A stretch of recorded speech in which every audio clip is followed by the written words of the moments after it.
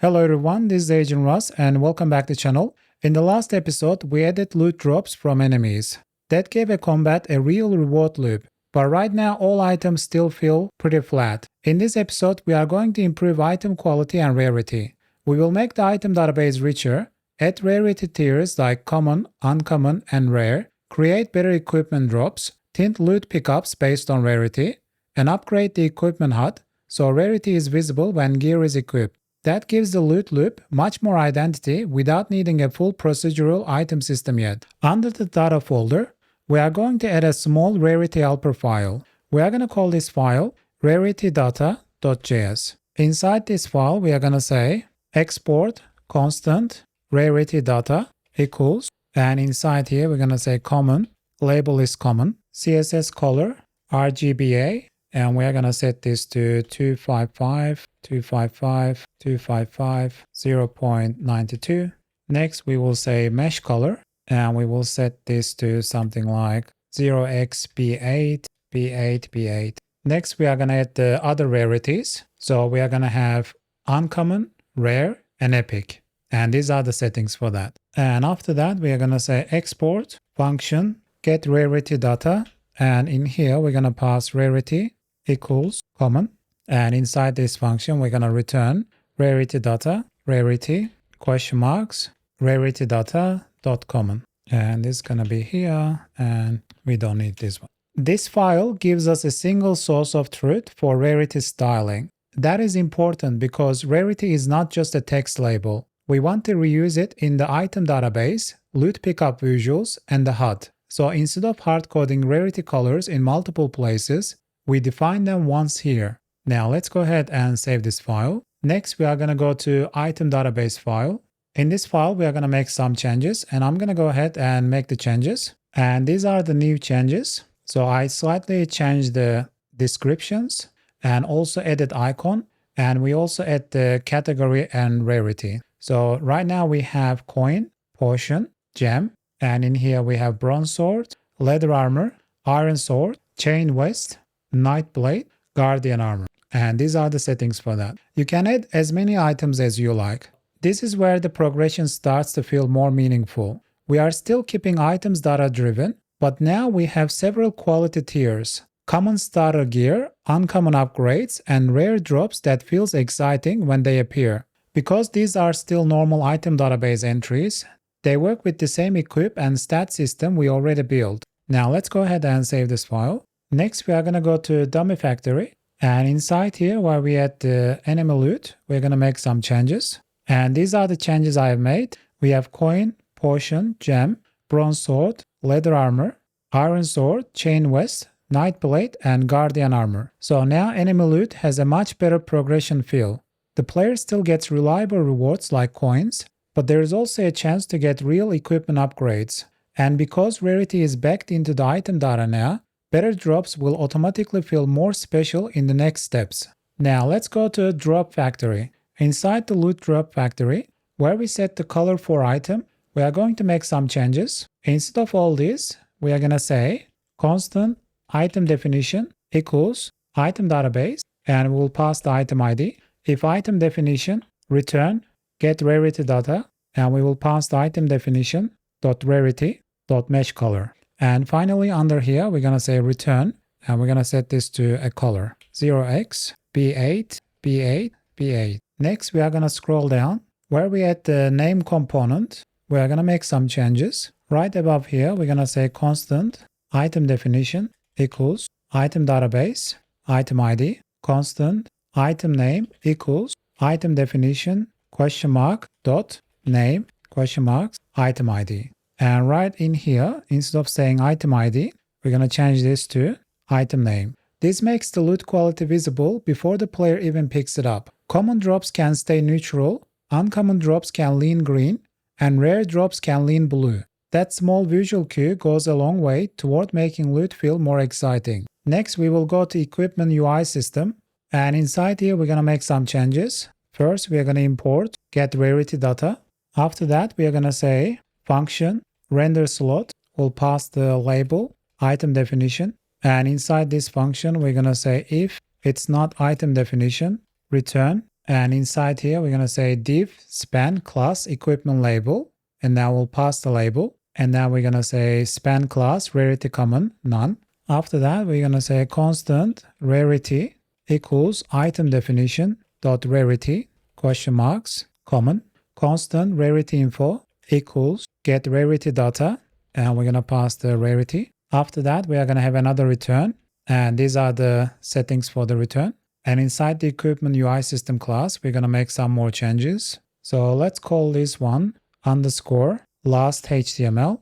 And in here, we're going to get rid of the weapon ID and also get rid of the body ID. And for the weapon definition, we're going to say equipment.weapon question mark ItemDatabase equipment.weapon. And same for the body definition. In here, we're going to say equipment.body question mark ItemDatabase equipment.body. And down here, instead of saying text everywhere, we're going to change that to HTML. So let's delete that. And we're going to replace this with constant HTML, render slot weapon definition. And then we're going to have render slot body definition dot join. If HTML is truly this dot last HTML, we're going to return. And now we're going to say this underscore last HTML equals HTML. This dot underscore element dot inner HTML equals HTML. And we are going to leave the rest same as before. And let's go ahead and save it. So this is where item rarity becomes much more readable in moment-to-moment gameplay. Before, the equipment HUD only shows the weapon name. Now it shows both weapon and body armor, and we can immediately tell whether the player is wearing common, uncommon, or rare gear. That gives the loot loop a much better payoff after equipment upgrades. Next, we are going to add a very lightweight styling. Let's go to CSS. For the equipment HUD, we're going to say line-height 1.55. And after that, we are going to scroll down. And right after stats HUD, we are going to add equipment label, rarity common, rarity uncommon, rarity rare, and rarity epic. And these are the settings for that. So this keeps the styling very lightweight. We are not redesigning the whole HUD here. We are just adding enough visual treatment so the item quality is obvious when gear changes. That makes the rare drops feel better without overcomplicating the UI. Now let's go ahead and save this file. One thing I would like to point out, this episode does not need any new system in main.js. That is one of the nice things about the architecture so far. Because the loot, inventory, equipment, and stat systems are already data-driven, we can make loot feel deeper mostly by improving data itself. That is exactly the kind of leverage we want from ECS. Now let's go ahead and test our game. We are going to kill the hostile dummy.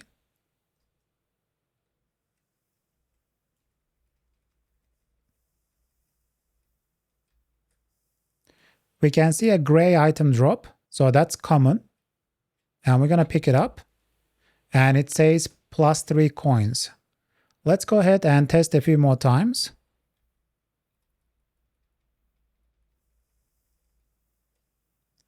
This time we can see 3 common items drop, so let's pick them up. So we have 1 bronze sword, 1 minor potion, and 3 coins. And let's try a few more times, and before doing that, let's equip the bronze sword. So open up inventory and press equip. Now at the bottom of the screen, you can see weapon, bronze sword. And one thing I noticed, my health is not recovering. So I'm going to go ahead and check the files. All right, I think I know what is the issue. So inside the item database, inside the potion, instead of saying this, we're going to change it back to use, type is heal, amount is 25. And let's go ahead and also add the stack size back. So let's say stack size is 10. And let's go add stack size for other things as well. For the coin, let's make it 999. Gem can be 50. Bronze sword is 1. Leather armor is 1. Iron sword is 1. Chain vest is 1. Knight blade 1. And guardian armor is 1. And let's go ahead and save it. And let's go back to the game and test it again.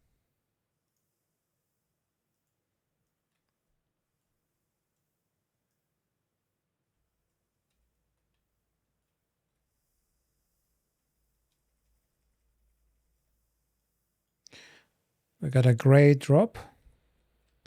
That's plus 7 coins. Let's see if our healing works. So I'll press 1 and we can see we healed plus 25. And let's kill the enemy dummy again.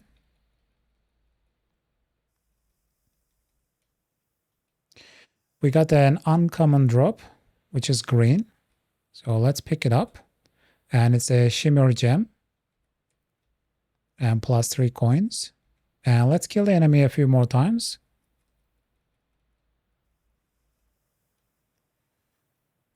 Two more commons.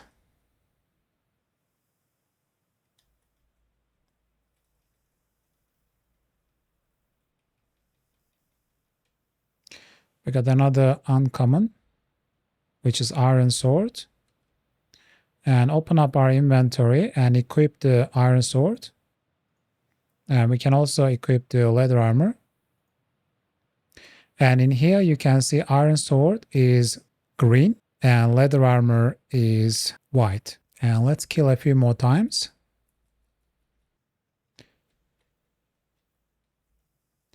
We got 2 more uncommons.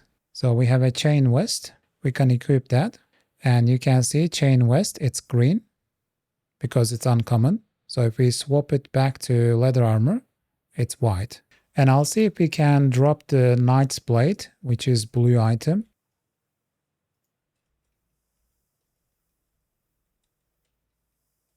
All right, we got a blue drop. Let's pick it up. It's a guardian armor. And let's equip that. And as you can see at the bottom right, you can see guardian armor and it's blue color.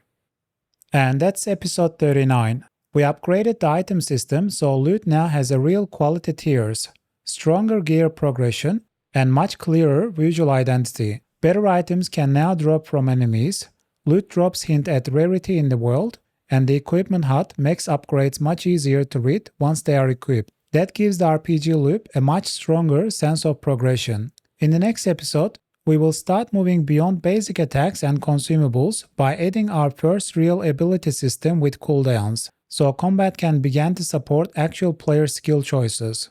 If this was helpful, please like the video and subscribe to the channel, and I'll see you guys in the next episode.